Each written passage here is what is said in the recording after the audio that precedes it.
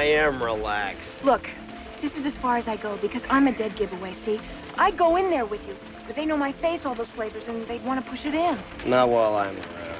It's all up to you now, Jack. My destiny rests in your capable hands. Hey, I'll do my best. Thing is to make them drop their guard. I'll try. Thing is to look stupid. He does.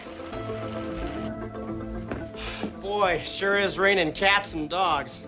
The cab driver said, well, he told me that I could, that the white tiger would... Oh, just a minute, please.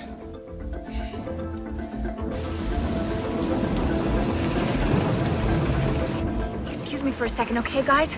I think I know that car.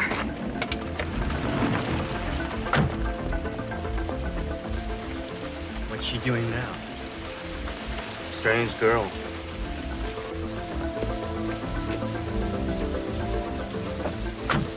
That building there, the White Tiger.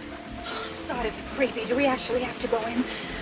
Because I will. If we have to, I'll go anywhere or do anything to get my story.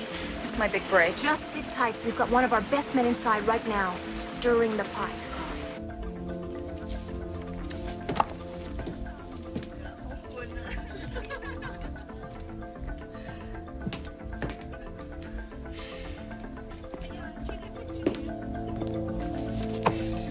How do you do, ma'am?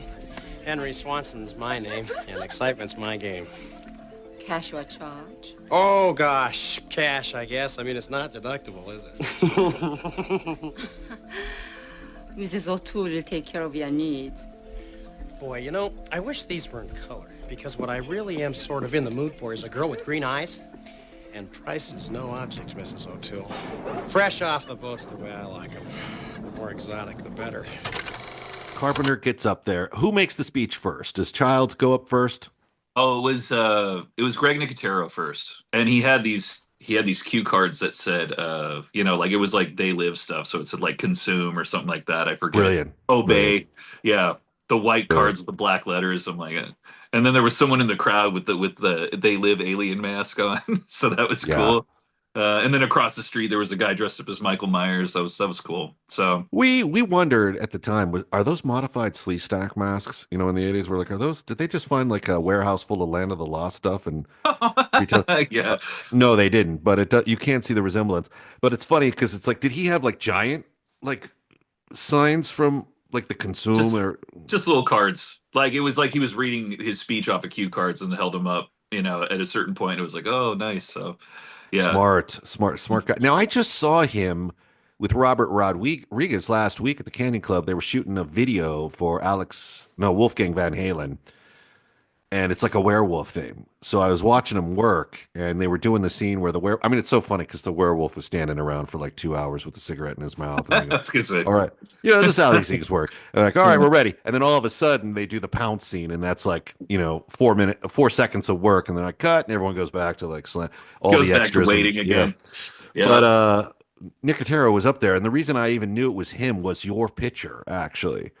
You had posted a picture of the three of them standing together. So Nicotero, we suspected, we know how these things work. We think he may have had, we don't want to disrespect the situation here, but knowing how these things work, you and I feel that Nicotero may have had some behind-the-scenes maneuvering to get this done, as we all would have liked to have seen this done for Carpenter. I mean, without a doubt. Now, Russell... Maybe Slatch also, maybe, because he's a big horror fan. Quite possibly. I mean... Yeah.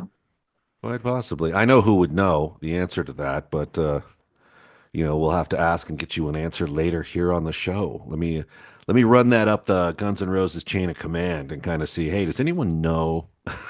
I know definitively what happened. For those who need to know how the mechanics of this took place, I mean, we can't just sit back and enjoy it. We can, but we don't. We can't just sit back and enjoy the fact that Carpenter got a star. We have to figure out how it all came together.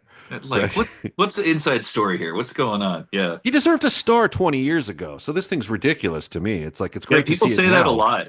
It's got I don't know, some kind of weird process how that all works, right? People have to pay for it and all that. Yeah. And and that's part of the problem. It's not as honorary as many of us would love to believe.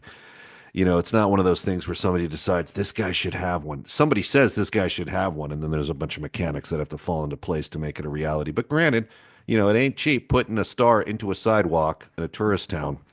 That was his line at the end, though. That was super funny. It was like, now I have a star on the sacred boulevard where people and animals can pee on me, or something like that. Not the animals so much, but yeah, he's right about the rest of Definitely it. yeah. I mean, NMOSD is a disease that can blind you, paralyze you, or kill you. But the good news is doctors seem to think they're very close to a cure. They also seem to think that a cure for NMOSD will be a cure for cancer. So that's a 2-for-1 that I can't ignore. And if you're like me, you would donate today to the Gotti Jackson Foundation. My name is Steve Surgic, and I approve this message.